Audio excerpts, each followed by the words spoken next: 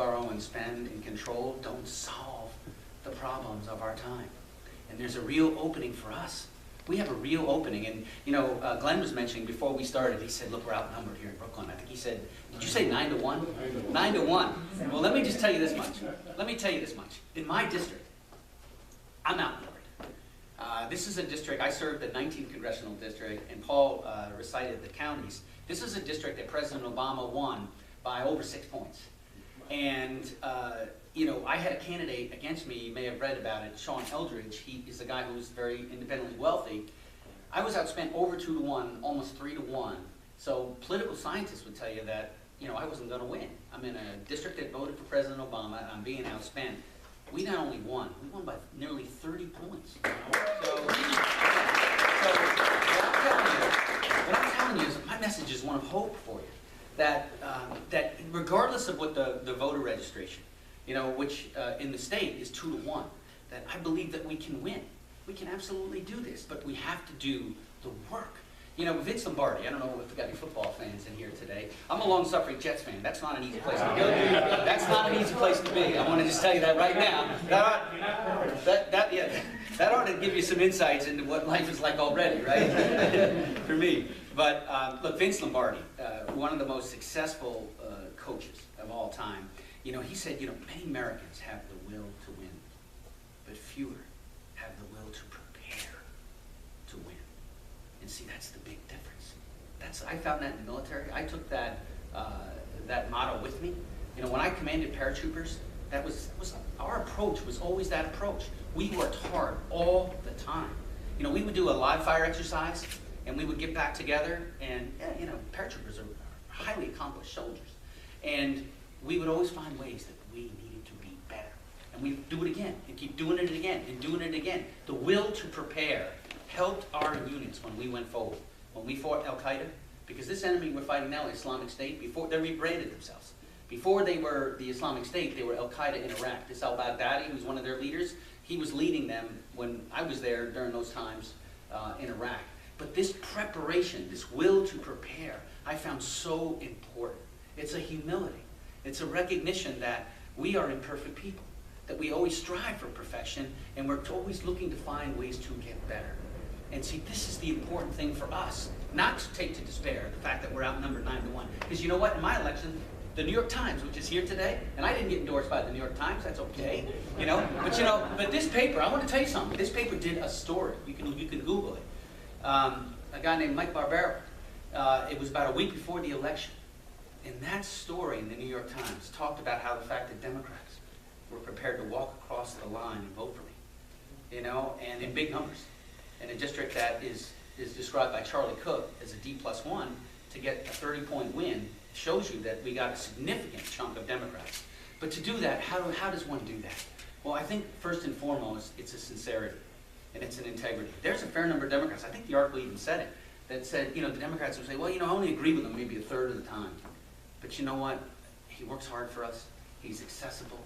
The guy says what he means what he says, and I believe he represents. And I think that is so important at a time when people in our state know that there are things wrong. They know, you know, this was the Empire State and we're struggling. And we have a situation where kids are growing up and we want them to have the option to stay. If they want to stay here, we want them to have the opportunity to do. Too often, I mean, I certainly understand when teenagers and early 20s want to experience life. I get that. But we want them to have the option to stay here. And that means a healthy economy. And when you talk about education, something near and dear to all of us, and you know, one thing I think we all agree upon is we want excellence in our schools. But this intimidation and fear, this approach that the governor is taking, people know that that's intuitively not right. And my experience in the military is if you want organizational change, the way to get organizational change is to have this, you know, this approach where you listen to everybody. You find a shared vision, and then the leader gets out front. The leader doesn't say, you know, go take that hill. The leader gets out front and says, we're going to the hill. Follow me. That's the kind of leadership that people intuitively know that we need, that we're not seeing right now. We want common sense, not common core. You know, you talk about the corruption that you see today, Shelley Silver, that's just the latest example. Yeah, it's the latest example. You know, I would tell you this, that my close read of history is that absolute power corrupts absolutely. It's been that way since time out of memory. And that what we're seeing now is really, this sometimes called 3 men in a room, what have you. That's the problem. We have a systemic issue with the way power has accrued in our state. And you know, and just the idea of 3 men in a room. Where are the women in the room too? You know, I mean, seriously. I mean, just the inclusiveness that's based on ideas. But how this needs to array, we have to bring forward a platform that is true, that is based on a close read of history, and that recognizes the fact that absolute power corrupts absolutely. So what am I doing about it to lead by example? Well, when I got out of the Army, I said, this is a calling for me. It's a calling. It's not a job. It's a calling. And so I term limited myself. I self-imposed term limits. I support changing that in law. I'm co-sponsor of the bill. I co-sponsor legislation in the Congress. You can imagine how unpopular that is at this point. I think that was one of 10 last Congress that did that. But I'm not waiting on a change in the law. So this is actually my last term in the United States Congress. This will be 6 years, and I will complete my calling here. But, you know, that's part of leading by example. And then the other piece of this is that, you know, knowing how challenging it is right now in our country, and knowing that I was going to have to make some hard calls, my wife and I, we voluntarily give our pension back to the United States taxpayer because we didn't think, we didn't think it was right that we would double dip at a time that we were going to have to make hard calls. Because one of the things we need to do is we want to grow this economy, we need to get back to a balanced budget over time, because you're darn straight. Because here's why. I mean, this is why. Because, you know, I look at millennials right now, and I see incredible possibilities with our millennials. And what we need to do is set them up for success. And if they end up with a mountain of debt that they can't get out from under, that limits their choices and their freedoms. And this is why we need to, and I want you to, here's a report. I will tell you, I joke about this. I say, you know, MSNBC runs down Republicans, and Fox runs down Democrats and Republicans.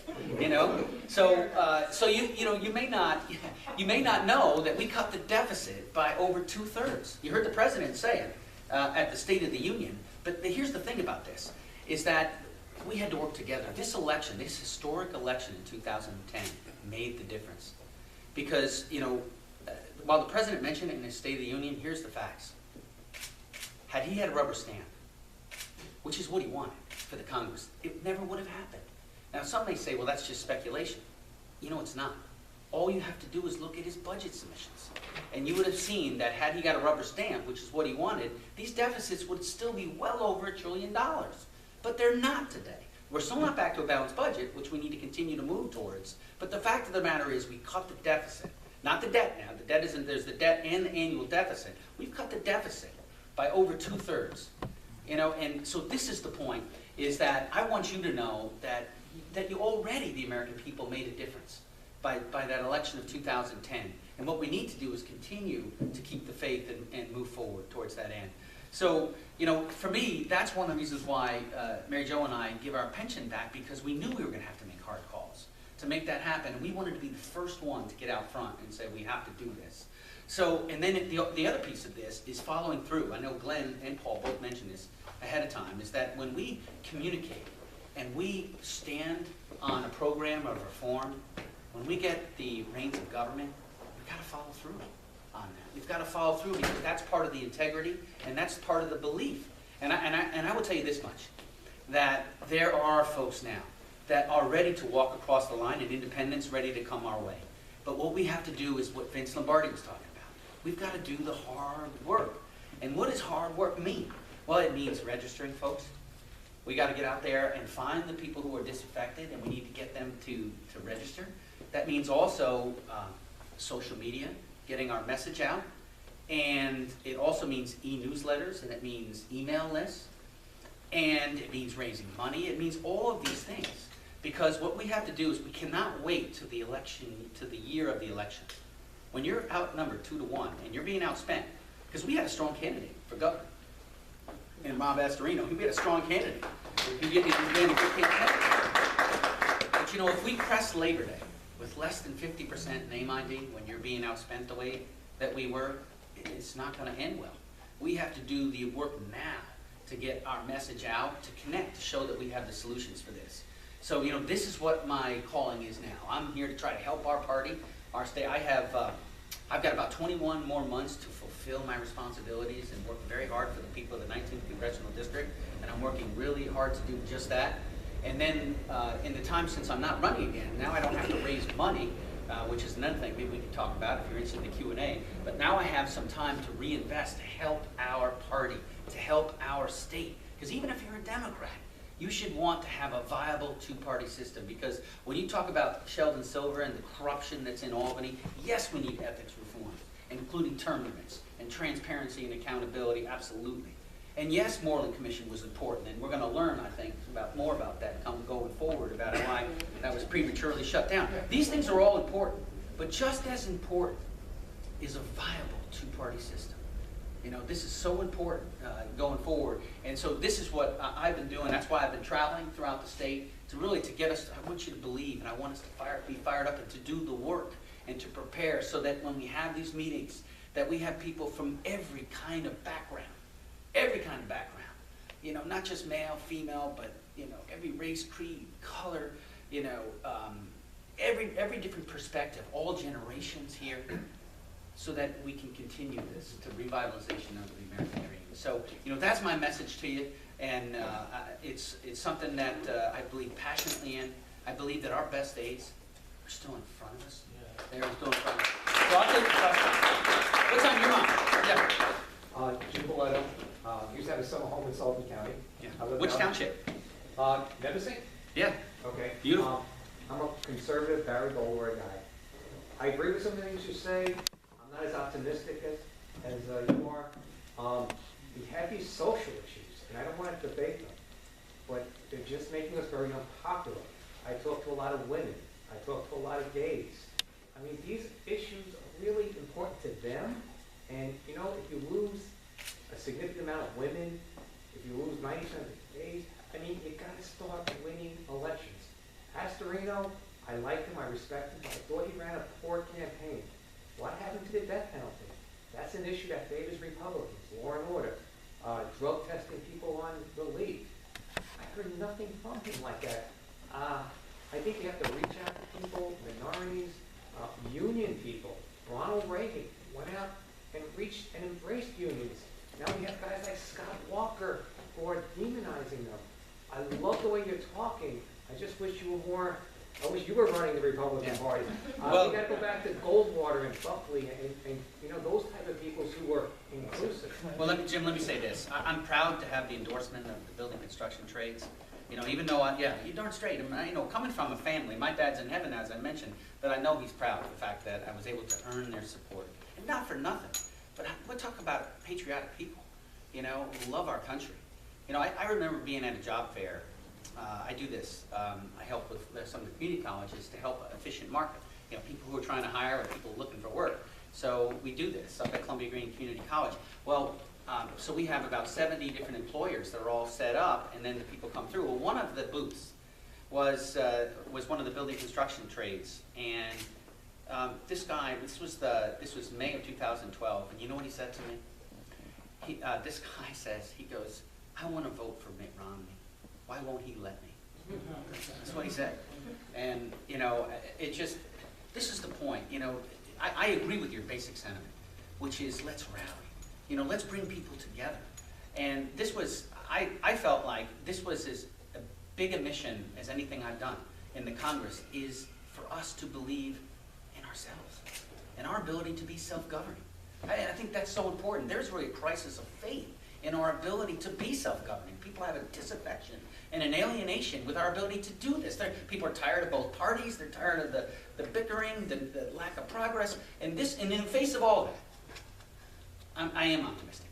I really believe that we can do this. But it takes leadership by example, and it takes thoughtful leadership that can bring people together. So as I mentioned, proud to have the support of the building construction trades. And, you know, anyone that believes in, I mentioned these ideas, those founding documents. If you believe in those ideas, you're on our team. I don't care if you're Republican, Independent, Democrat, Conservative, anything. You know, if you believe in these ideas of trying to bring people together for hope and opportunity, for responsibility, for freedom, and for the Constitution and the Bill of Rights, you're with us. And whether or not you change your party registration is something we can deal with later if you need to deal with it at all. You know, but we need people to come, to walk across. So Jim, I'm just telling you that I feel it coming. I really do. Because you know what, again, you know, I had a fair number of Democrats that voted for me. And I deeply appreciated that. But when you talk about the core ideas of the Democratic Party, I want to differentiate the Democrats who voted for me, which I deeply appreciate, with the core ideas. The core ideas of the Democratic Party are tax, borrow, and spend, and control. At the end of the day, those are the core ideas. And they're not the solutions to the problems we're having right now. And so oftentimes what comes up is the distraction. You'll get the distraction. Look at this over here. Look at this over here, because you don't want the electorate to look at the basic facts. That you know, these ephemeral ideas of tax, borrow, and spend that may make you feel good for the moment, it isn't going to ultimately lead to empowerment. Because that's what, on our best day, which we're not always on our best day, what our party stands for is empowerment.